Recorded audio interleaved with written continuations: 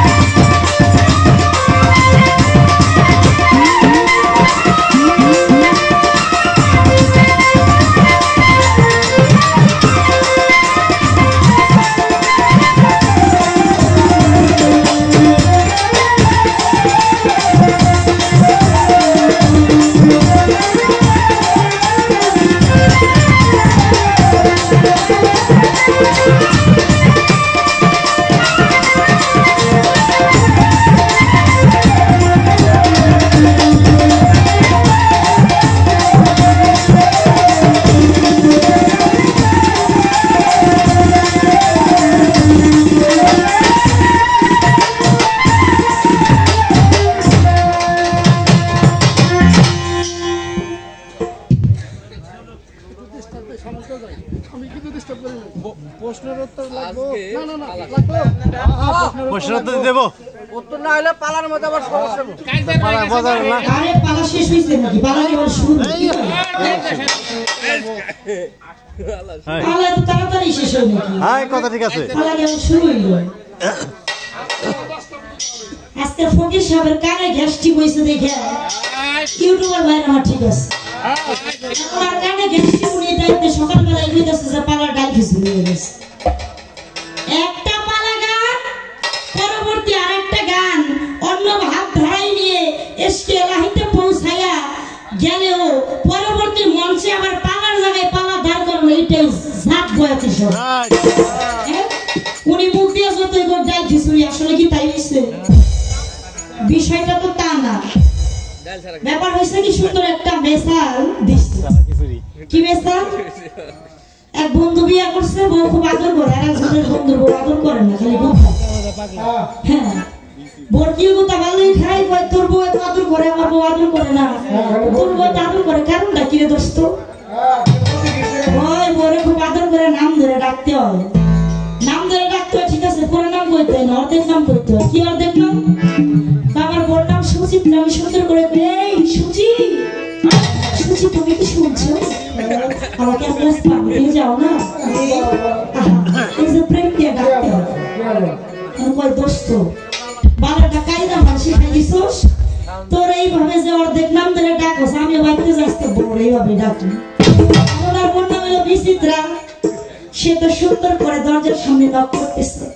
বিচিত্রা তো সেটা তো বলে না বলে কি এই বিচি বিচি তুমি কি রুমে আছো তুমি দরজা ধরে একটু খুলো তো খুব প্রেম দিয়া বিচি গয়ে ডাকতেছে আরে কইতেছে গোলামের বউ তুই বিচি বিচি করতেছ আস্তে করে দেখাইতেছে আমার মধ্যে কোন মিশি পাইলে এরকম একটা ভাষা ফকিসা বলে গেছে না আমি তো ওইটি কইতেছে না আমরা আলেম মানুষ আল্লাহর কোরআনে আয়াত আয়াত সূরা কাসির সব পড়বো আলেম মানুষের মুখে দাঁড়িগুলা মানায় না এটা ব্যবসা বাড়বে না এটা বিষয়ে যদি থাকে ফকির সাহেবেরা জাতা কইতে হবে আমি ওইসব কইতে পারি না আমাদের পবিত্র মুখ পবিত্র জবান এখন সে ওইটার সাথে মিলাইতেছে যে ওই যে অর্ধেক কইলে এরকম একটা ব্যাপার স্যাপার মানে ওই যে মিলাইলো আর কি বিচিত্রের বিচি দিয়ে তো উনি আই মিলাইলো কি যে আমি গান করেছি শরীয়তের ভূমিকা নিয়ে কি পরে একটা গান করলাম কি পাগল বানাইলি আমায়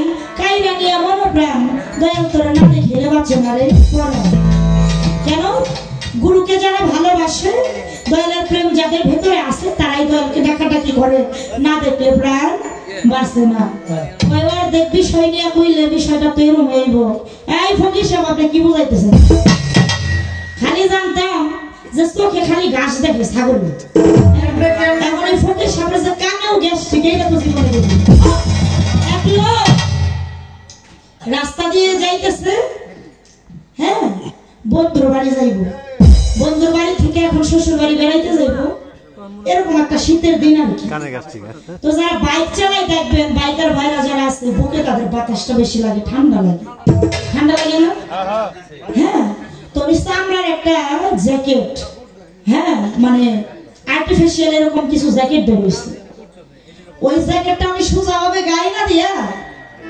উল্টা করে গায়ে দিচ্ছে মানে ওর পিছনটা সামনে দিচ্ছে আর সেন সিস্টেম ওইটা পিছনে দিচ্ছে দেওয়ার কারণটা কি যাতে বাতাসটা বুকে না লাগে উনি সুন্দর করে বাইক চালায় যাইতেছে শ্বশুর বাড়ি যাইবো বুঝলি তো মনটা খুব চাঙ্গা বল লাগে দেখা সাক্ষাৎ হইব শীতের দিন বুঝলেন না লাভ সাক্ষাৎ আলাদা তো বাইক চালাইতেছে একটু কুয়াশা ছোট রাত তো উনি মোটর সাইকেলের তো হেডলাইট থাকে একটা আর তার উল্টা দিক থেকে বড় একটা ডিস্ট্রিক্ট ট্রাক আসতেছে ট্রাকের কিন্তু হেডলাইট থাকে দুই পাশে দুইটা কি বাবা ঠিক কি তখন ওই ব্যাগগুলো ভাবতেছে ওই যে কুয়াশা তো দুই পাশে দুইটা হেডলাইট দেখা যাইতেছে মনে করতেছে আমি শ্বশুর বাড়ি যাইতেছি আমার মতো আরো দুইজন মনের সুখে পাশাপাশি করে বাইক চালায় আসতেছে তাও কইতেছে যে জায়গা মনে বড় আনন্দ যেহেতু মাঝখান দিয়ে ফাঁকা জায়গা ওরা তো দুইজন দুই পাশ দিয়ে যাইতেছে আমি সাইড না দিয়ে এই দুইজনের মাঝখান দিয়ে ভিক্ষা করি ও হরেন টরেন সিগন্যাল যাই দেয় হ্যাঁ ও আর পাকা মানতেছে না তো মাছ বরাবর ধরছে যে দুই বন্ধু দুই সাইডটা যাইবো গা আমি মাঝখান দিয়ে পার হয়ে যাবো এখন ওনারা তো ট্রাকটা তো ব্রেক করে ফেলছে অ্যাক্সিডেন্ট হয়ে যাইবো কিন্তু ওই গাড়া তো আর বসতেছে না ওই তো মাঝখান বরাবর পাড়ি দিব এখন কত দিচ্ছে টান পুরো 100 ওই ডিস্ট্রিক্ট ট্রাকের লগে ধাক্কা খাইয়া ও গেছে রাস্তার একবারে বাইক দিয়ে বসে আরেকবার এখন ট্রাকের ড্রাইভার তার সাথে একটা হেল্পার থাকে দৌড়ায় নাই না দৌড়ায় ওরা দেখতেছে যে কি অবস্থা যায় দেখি এখন ওই যে উল্টা ভাবে জ্যাকেট এখন ওই গা ধরে টানতেছে যে ওর গাড় মনে ঘুরে গেছে যাতে গাড় কোথায় মূলত জ্যাকেট পরছে উল্টা কইতেছে ভাই আমার গার সমস্যা নেই আমি জ্যাকেট পরছি ওটা ঘুরে তবে সমস্যা হচ্ছে আমার আরেক জায়গায় কই তাড়াতাড়ি আমার হসপিটালে নেন আমি ব্যথাটা পাইছি আমার মানে অন্য খুশি বুঝছেন তো হসপিটালে নিচ্ছে ডক্টর সবাই খারাপ অবস্থা এর এই অন্ডকোষটা তাড়াতাড়ি অপারেশন করবে তাড়াতাড়ি ওটিতে নিয়ে গেছে অপারেশন রেডি বুঝছেন অপারেশনটা সেরকম কইরা এখন ওই যে অন্ডকোষের যে বীজ আর কি যার ভেতরে পুরুষত্বের জীবন থাকে ওই সুন্দর করে ধুইছে পরিষ্কার করছে মানে তাদের যে মেডিসিন আছে ওগুলা দিয়া অপারেশন করব তো হসপিটালের পাশে আছে একটা বিড়াল ওই দুইটা অন্ডকোষের একটা অন্ডকোষের বীজ ওই বিড়ালে নিয়ে গেছে হ্যাঁ এখন ওই বিড়ালে নিয়ে দৌড় দিচ্ছে পাশে আছে একটা কুকুর ওই কুকুরে সাইডে না জানি কোন খাওয়ান দিচ্ছে কুকুরে বিড়ালে নিয়ে এখন ওই কুকুরের সঙ্গে নিয়ে যাইতে গেছে ওটা পইরা হ্যাঁ পইরা গেছে এখন বিষয়টা কেমন জানি হইল না তো পাশে একটু দুব্বা ঘাস ওইরকম একটা কিছু আছে তো তার ভেতরে একটা ছাগল ওই ছাগলের ঘাসের মধ্যে ইয়া দিলে মানে ওটা মানে খাইয়ে বসছে এরকম একটা ব্যাপার এখন হ্যাঁ কি করবো কি হয়ে গেল কি থেকে কি এখন ডাক্তার তো দেশে রুগী যদি মরে অবস্থাটা কি ভালো রুগী এখন ওই যে ছাগল বলে ওইটা কি জানেন ওইটা মানে খাসি মানে যাই বাংলায় পাঠা মানে এখন ডাক্তার ভাবতেছে যেটা ছাগল মরে যায় যাক গিয়া, তাতে আর সুবিধা নাই, এমনিতে রেজাব করে খাওয়া যায় তাই যাচ্ছে। কিন্তু যদি এই মানুষটা মরে যায় জীবনটাই তো শেষ, তার আর পাওয়া যাবে না। ওই পাটাটার অন্ডকোষটা তাড়াতাড়ি অপারেশন করে বাইরে দিলে দেখা যায় ওই যে লোকটার মধ্যে সেটিং করে সুন্দর করে দিয়ে দিচ্ছে, তো সবকিছু ঠিকঠাক আসছে। হ্যাঁ, তো 2 দিন রেস্টে ছিল, সুন্দর করে বাড়ি পাঠিয়ে দিচ্ছে। বাড়ি পাঠানোর পরে তো ওই রোগী ভালো হয়েছে। বেশ কিছুদিন পরে ওই রোগীর বাড়ির সামনে দিয়ে ডাক্তার হয়েছে। ডাক্তার মনে তো ডর, হাই হাই যে কাম করে দিচ্ছে। যদি রোগী জানে আমার তো 12টা বাজে 13টা বাজে, এখন ডাক্তারের মুখটা গেছে কালা হইয়া। এখন ওই রোগীরা ডাক্তার কইতাছে, এই রোগী আপনি তো ঠিকঠাক আছেন? ও ডাক্তার সব ঠিকঠাক আছে, সবই ভালো, আমি সবকিছু ভালোই দেখি, সবই ঠিক, কিন্তু ওই একটা সাইড একটু কেমন কেমন জানি ভার ভার লাগে, আর আমি যা কিছু করি সবই খালি ঘাস দেখি, এই ঘাসটা খালি বেশি বেশি দেখি। আমি এটা বুঝতেছি না, এই জিনিসটা আমার অ্যাক্সিডেন্টের পর থেকে হইতেছে, খালি ঘাস দেখতেছি। এই কারণটা কি হইতে পারে? পরে এখন দেখতেছে যে ঘাস দেখতেছে, এর মধ্যে আর একটা বিষয় আসছিল। বিষয়টুকু আমি গোপন রাখছি, আপনাদের কইনে কুয়ে দিই। ওই অন্ডকোষের সাথে ওই যে চোখের যে মণি ওইটা ক্ষত হয়ে গেছিল। পরে ওই ছাগলের ওই বাম পাশের মণিটা অপারেশন করে ওনার ওই শুধু ওই মণিটা সেটিং করে দিয়ে দিচ্ছে। এখন চোখে ঘাস দেখে, আর ওই যে দিকটা মানে প্রস্তাব করবো, প্রস্তাব করতে গেলে খামাখা একটা পাও মানে চোখে গাছ দেখে ওই সাইডটা বাম সাইডটা খালি আমার উঁচা হয়ে যায়, এমন একটা ব্যাপার স্যাপার। কারণ কি ডাক্তার কম তো, ডাক্তার কইলে কোনো বিষয় না, কয়েকদিন পরে আস্তে আস্তে ঠিক হয়ে যাবে, নতুন তো কয়েকদিন পরে এটা ঠিক হয়ে যাবে, এটা কোনো বিষয় হয় না। আপনি কোনো রকম পার হয়ে ডাক্তারে গেছে, এখন যখন পার হয়ে বাড়ি ছেড়ে বাড়ি নেওয়াই গেছে, ডাক্তারে কয় বিষয়টা তোই বই, চোখটাও ছাগলের বিচিটাও ছাগল। হ্যাঁ, এখন এই বিচি বুঝতে পাল্টা পাল্টি যতই করেন, যদি জায়গা মতো অপারেশন সঠিক না হয়ে, হ্যাঁ, এক কথার জায়গায় 2 নাম্বারই অপারেশন হয়ে যায়, তো গাছ দেখা ছাড়া আর ওই যে এক ঠেমুটা ছাড়া কিন্তু কোনো গতি। তাই ফকির সব কথাবার্তা জাগন, এই বিচির পেশা কিন্তু দোলন সরকারের সামনে কেবল তো বিচি আর চোখে গাছ দেখেন, তারপরে কড়া গল্প আমার কাছে আছে। আমি দোলন সরকার গল্পের কিন্তু অভাব নাই, এর চাইতে কড়াটাও আমার কাছে আছে, কেবল হলো বিচি আর চোখে গাছ দেখাটা। তো যাক, এবার গানে যাই। চমৎকার কথা, চমৎকার কিছু বলে গেলেন। একটা প্রশ্ন করতে খুব ভালো, সেটা কি প্রশ্ন? দয়াল নবীর এমন একজন সাহাবা ছিলেন, প্রত্যেক সাহাবাই আয়েশা দয়াল নবীর কাছে এসে বলতো, আমার বাবা মা আপনার চরণে কুরবানি হোক। শুনো, বাবা মা না, জান মাল, বুঝে বলেছিলাম, স্ত্রী পুত্র জান মাল সন্তান সম্পত্তি এবং বাবা মা সকল কিছু দয়াল নবীর চরণে কুরবানি হয়ে যায়। ইয়াকে বলছে নবীর সাহাবারা বলছে, কিন্তু আমার দয়াল নবী একদিন এক সাহাবাকে বলছে যে তোমার চরণে আমার বাবা মা কুরবান হয়ে যায়। সেই সাহাবাটাকে, তার নামটা কি, আমি আস্তে আস্তে আলাপ আলোচনা রাখবো, তবে আগে একটা গান গাই, কি বলবো?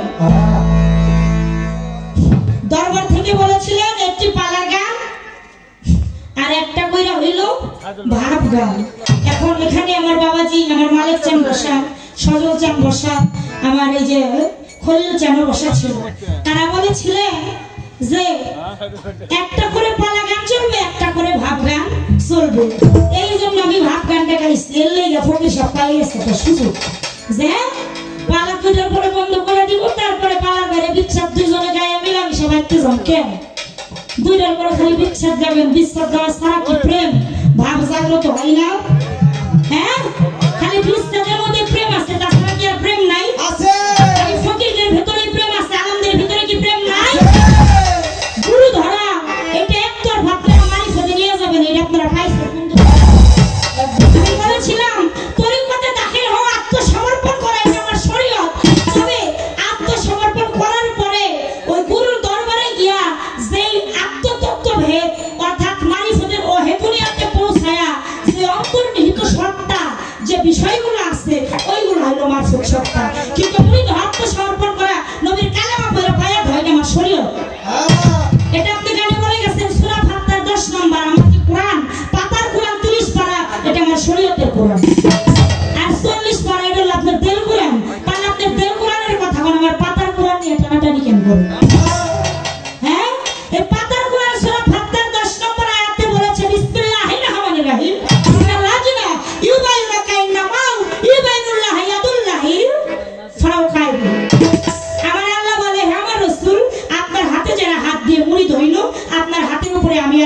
14টি হাত রয়ে আছে সুবহানাল্লাহ।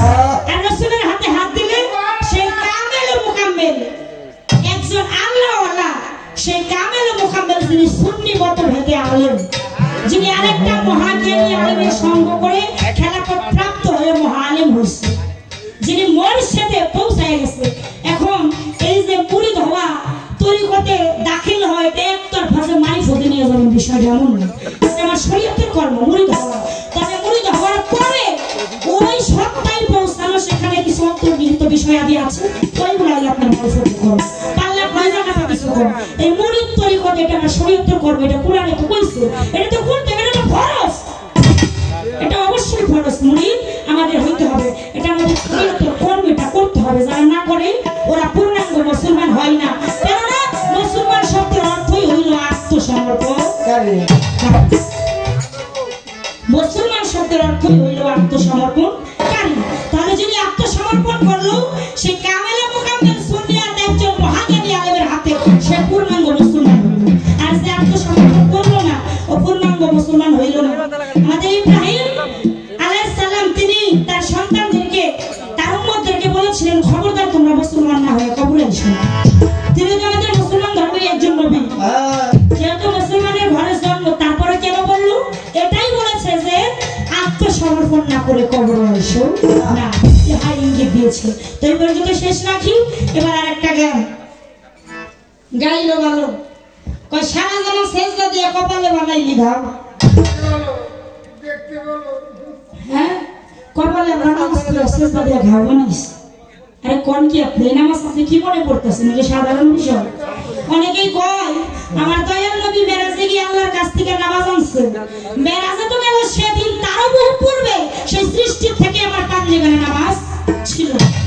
ও নামাজ হলে ভালো লাগে না? ভালো লাগবো। আপনারা পয়লা বর্ষে জীবন না ধরে দিল নাকি? ওই পয়লা বর্ষের ভিতরে একটা চেপা পুটি আদা দিয়া একজনে নদীতে মানে বর্ষি ফেলছে, বড় মাছ ধরতো। এখন ওই জায়গায় ওই যে আদারটা চেলা পুটি আছে না, ওরা ঠুকরাইতেছে, খাইতেছে। কারণ আমাদের মতো সহজ সরল আলেম যারা ঠুকরাইতেছে, খাইতেছে। ওইখান থেকে ওই জঙ্গ মতো খুব ফকির দাপটালা তাগরা দাড়িওয়ালা একটা ফোন নাই, সবাই কাছে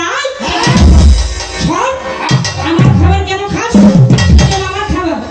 এখন ওই সহজ সরল চেলা পুটিটা কইতেছে, হুজুর এটা আমরা খাইলে সমস্যা নাই, কিন্তু আপনি খাইলে, আপনি খাইলে আপনার লাগে এটা মহাবীর পথ। ওই আমার জ্ঞান দেশ বেদক, আমার সাথে বড় জানি হইছ ইয়া বইলা খেলাই দিচ্ছে, সেনাপতি দেবো সাইড কেটে গেছে, তো মুখ দিচ্ছে, কি করবো? ও তো লং সময়ের একবারে বড় একটা আগুন রেখে বসছে, তাগরার মধ্যে বসে বসে বিন্দু ঝাপাঝাপি যাই করে, ছুটাছুটি তো করে না। এখন বুয়াল তো প্রাণ যায় যায় চলে যাইব, একবারে শরীর ছাড় দিয়ে কইতেছে, ও সেনাপতি আজ তোদের কথা না শুনে না আমার কপালে আজকে এই দুর্গতি। তোদের কথা যদি শুনতাম রে, আজকে আমার এই অকালে মৃত্যু না। ফকির সাহেব, আজকে আমার মতো সহজ সরল আলেমের কথা ভালো লাগবো না। নামাজ পড়তে কইলে, রোজা করতে কইলে ভালো